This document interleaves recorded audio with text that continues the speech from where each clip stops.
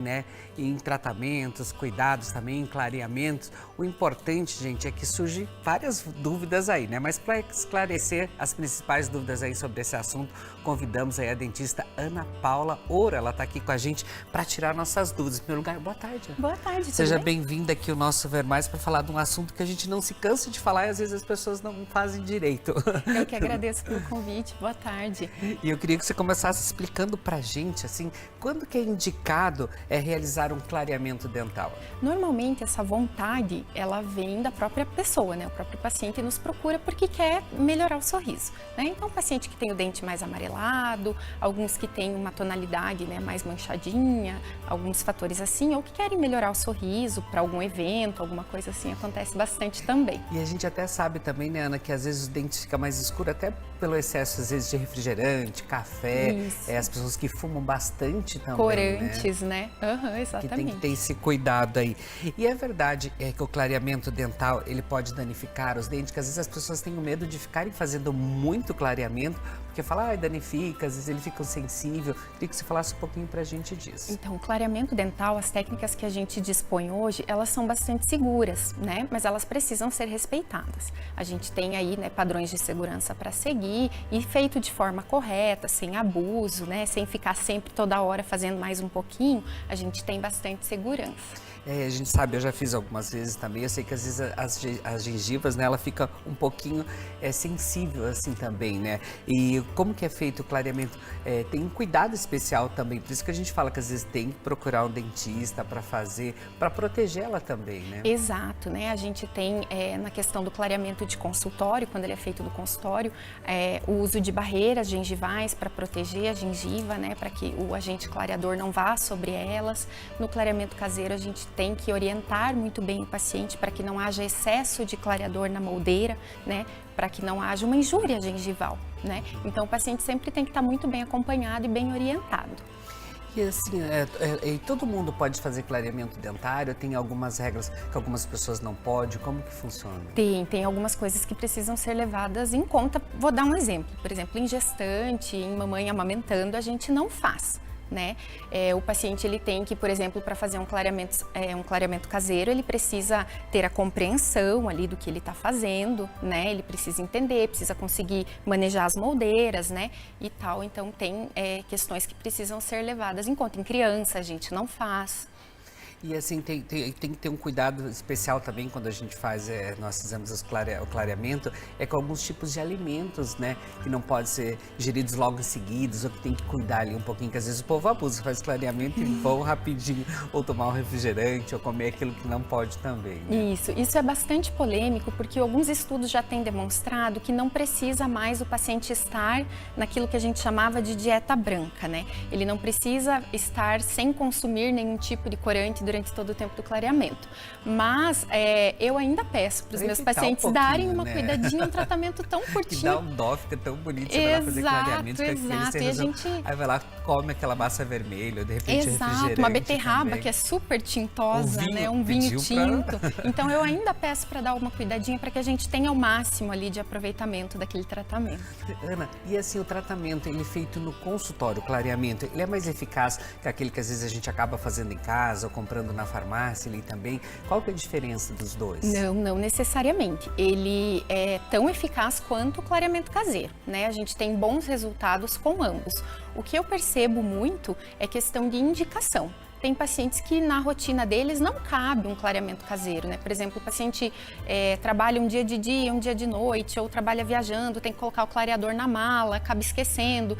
Então, são fatores faz aquela assim... sequência Isso. Então, você vai dificultar para esse paciente se você propor um clareamento caseiro, né? Então, em geral, isso é uma coisa que é muito bem conversada, muito bem alinhada na primeira consulta para que a gente chegue num objetivo ideal, mas os dois têm bons resultados. Inclusive, a gente pode associar ambas as técnicas, né? Fazer uma sessão de clareamento em consultório e continuar com o caseiro. A gente tem ótimos resultados associando. E como que é feito o clareamento dental no consultório? Como que é feito esse tratamento? No consultório, os dentes precisam estar limpos, né? E aí a gente usa um afastador para que o gel não vá para as bochechas, para a língua, né? Para manter ali esticadinha a bochecha. Protegida. A gente faz uma proteção gengival para o gel não ir para a gengiva, né? E aí é aplicado o produto aguarda-se o tempo necessário e depois remove e faz a finalização. Então é muito tranquilo. E em casa, como que ele é feito? Ele é mais tranquilo também, mas você falou que em casa tem que ter uma disciplina, né? Em casa, o paciente vai ao consultório, faz um molde, né? Então, não é uma plaquinha única que serve em todo mundo, né? Então, a gente faz o molde, faz a plaquinha sobre aquele modelo de gesso, né? E aí, a gente orienta o paciente como que ele vai aplicar o produto dentro daquela moldeirinha e usar de acordo com o número de dias ou de semanas que a gente julgar necessário para aquele caso, sempre acompanhando. E assim, Ana, as pessoas têm muita sensibilidade, eles podem fazer clareamento também? Pode sim. É bem importante daí que o profissional saiba manejar essa sensibilidade, né? Alguns pacientes sentem um pouquinho mais, né? Já tem um histórico prévio de sensibilidade, alguns pacientes sentem um pouco menos, né? Mas hoje em dia, com os produtos que a gente tem no mercado, graças a Deus, já não é mais um tabu. Que eu lembro que antigamente incomodava. Era bem coloridinho, né? Tinha um gostinho ruim, agora já não, já é mais já tranquilo. Já tem até também. produtos com sabor. Já é mais tranquilo. Mas geralmente, quanto tempo que dura um clareamento? De duração do efeito, você diz? Vai depender muito do que a pessoa consome, né? Uma pessoa que toma, por exemplo, café todo dia, o dia inteiro, né? Ela vai ter uma pigmentação antes, né, do que uma pessoa que não consuma tanto café, por exemplo. O que a gente pede sempre é que o paciente que fez um clareamento completo espere 1 ano para repeti-lo. E assim, quais os hábitos que contribuem para os dentes ficarem escuros ou mais sujos? A gente comentou alguns no começo ali, mas tem mais alguns que as pessoas poderiam cuidar mais também para evitar isso? Mais a questão de alimentação mesmo, de consumo de corantes, né? Que dá para ter um cuidado em relação a isso. E quando a questão assim que o dente é amarelo porque a estrutura dele já é mais, aí é só clareando mesmo, não tem muito. Porque às vezes quando é uma manchinha de café, uma manchinha de vinho, a gente consegue com profilaxia, né, limpeza e polimento, a gente consegue remover esse manchamento que é extrínseco. Mas quando ele é um manchamento já estrutural, né, que o dentinho da pessoa já é mais amarelo, aí tem que clarear mesmo. Não, e a gente fala bastante dos cigarros, né? Porque a gente vê de longe assim, as pessoas que fumam, que ele fica mais amarelado também. É mais difícil para quem fuma fazer o clareamento e ter esses cuidados? É um pouquinho, né? A gente percebe pela experiência clínica que esses pacientes acabam preferindo porque eles ficam receosos de fumar durante o clareamento caseiro, mas também alguns não conseguem ficar sem fumar, então eles acabam caindo mais nos clareamentos de consultório.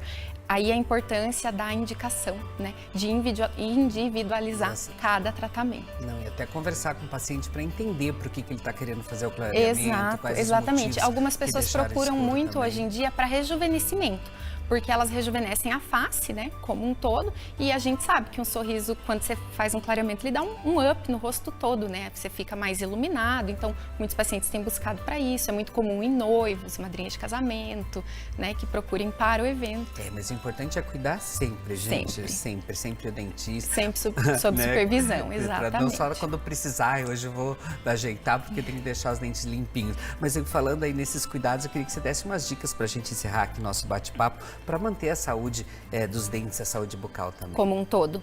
Isso. A saúde bucal, gente, ela é mantida, é imprescindível uma boa escovação, fio dental, né? Limpeza, higiene da língua.